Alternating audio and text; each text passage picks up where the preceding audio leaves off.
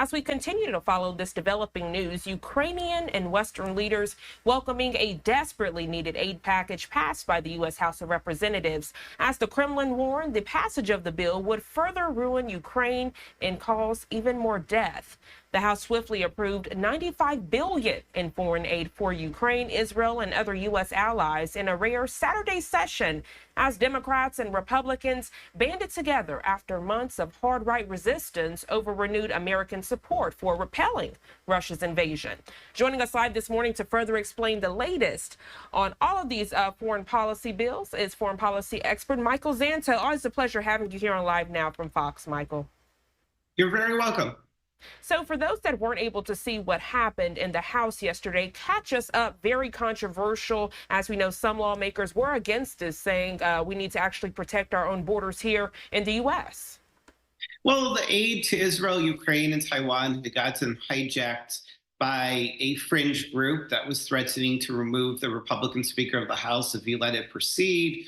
The Speaker of the House finally came forward with a plan to push it forward at risk of his own speakership.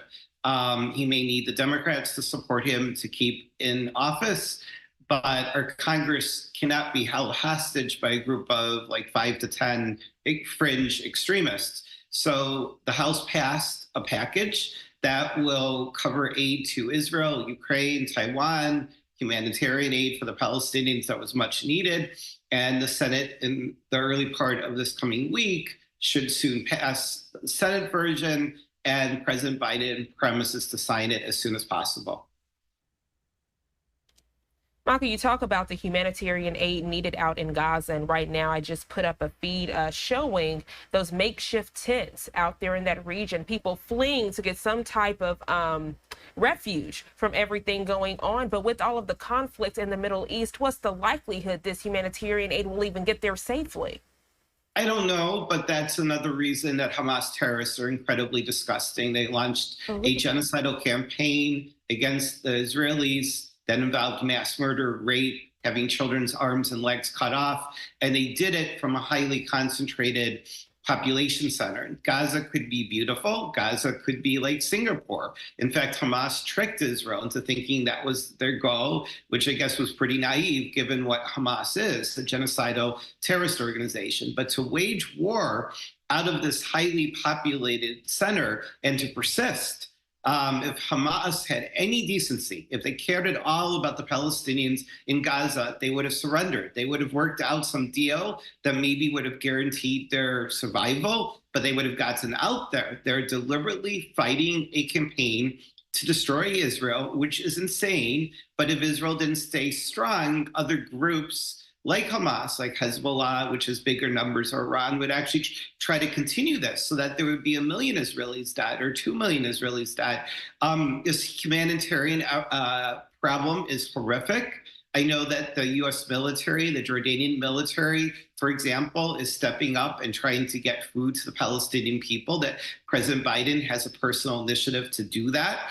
And I know that our allies will continue to do their best. But when a country faces the kind of 9/11 atrocity, which in some ways is even more personal, when women and children are raped and tortured to death, it's hard to kind of then balance it with the humanitarian issues, which are entirely the responsibility of Hamas terrorists who deliberately wage war from civilian areas and highly densely populated cities. Absolutely. And as you were speaking about that, I actually popped that camera shot back up. Our content partners at the Associated Press have panned over to a missile strike that had landed. You could see the plumes of smoke, and just further adding a picture to the devastation going on out in this Gaza region. As we were following breaking news this morning, Michael, the Gaza Health Ministry, which is run by Hamas, saying that Israeli airstrike killed 18 in Rafah. The fighting just continuing. We know Passover is tomorrow. People were hoping for some type of hostage release and even possible talks of a ceasefire, but all of that seems to be stale right now. Yes.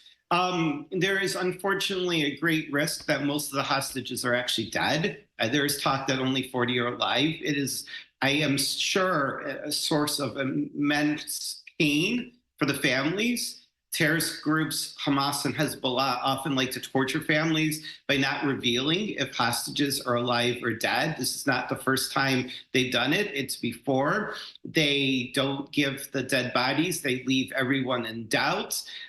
We basically know that one of the challenges in getting the hostages released is almost certainly that they were being raped and tortured, and Hamas calculated that releasing the hostages would expose more of their atrocities and crimes. So the issue with the hostages is a really terrible situation. These were people kidnapped as negotiating chips. It was a ceasefire between Hamas and Israel that Hamas broke with the worst massacre of Jews since the Holocaust. The whole situation is horrible. And Hamas has to be defeated so that terrorists around the world, including, frankly, the Russian government, doesn't think that this is the way to gain, that you can make gains by committing terrorist attacks, murdering civilians, and terrorizing democracies.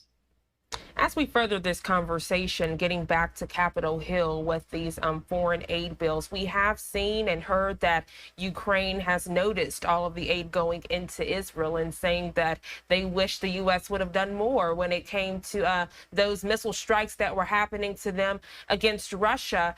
Do you think this will further propel more U.S. aid as we talk about the Russia-Ukraine war? Because some would say that the talks of the Russia-Ukraine war kind of dwindled as we were seeing what was going on with Israel and Iran, and also Israel and Hamas.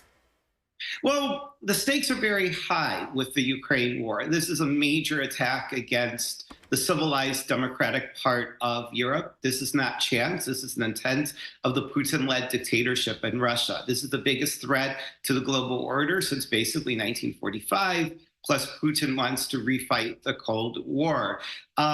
It's understandable that the Ukrainians would be a little bit frustrated seeing U.S. naval assets used to supplement Israel's world-leading missile defense systems. Of course, Israel's the Arrow 3 as the David Sling Iron Dome, but the U.S. also used our naval ships, also had interceptors, and U.S. and British planes shot down some of the drones and cruise missiles.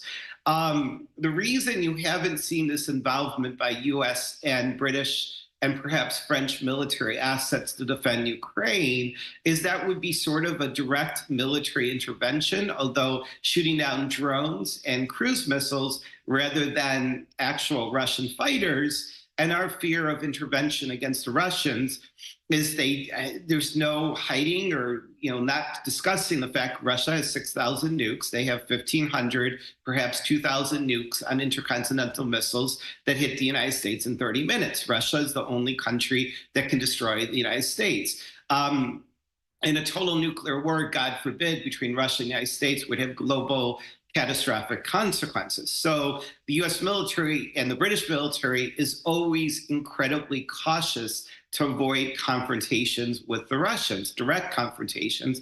I wish I could say the same about Putin-led Russia, but that's not the case. But we also have to understand that there's a slippery slope. If we're always walking away from every confrontation with Russia, even when the Russians started, like when they bombed a U.S. air base in Syria in 2016, then there's a sudden, it could lead to a situation where the Russians gain enormous power over the world. They could practically just say boo and do whatever they want. So the Russians do have to be checked. The Russians do have to be stopped.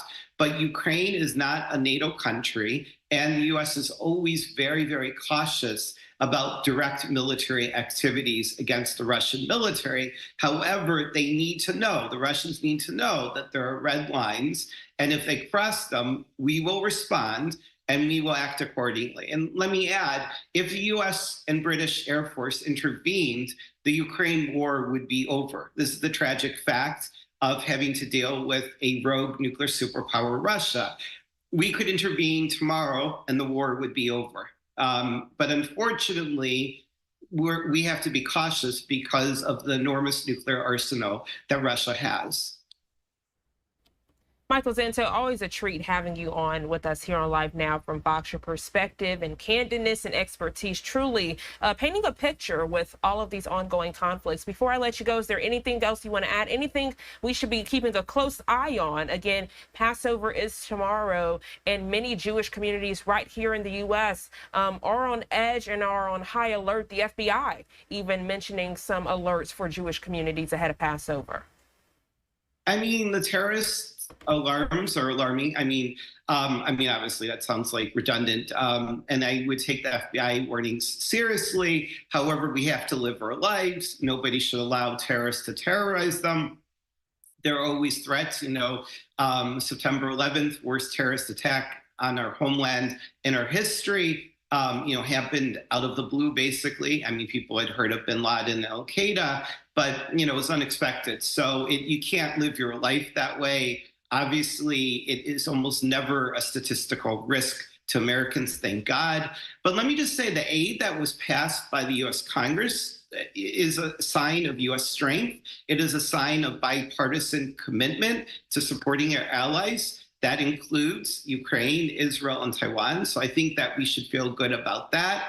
A lot of the Iranian missiles didn't work. The US, British, and Israeli air defense with Jordanian fighter pilots as well proved perfect in intercepting the vast majority of missiles. So the good thing is Iran's military force was shown once again not to be so powerful. The Russians thought that they would be able to easily defeat Ukraine. That hasn't happened. So thank God that the House was able to put through this aid package for Ukraine, Israel, Taiwan, and others. And I think that we should be feeling very positive of living in the strongest, most powerful, richest country in the world.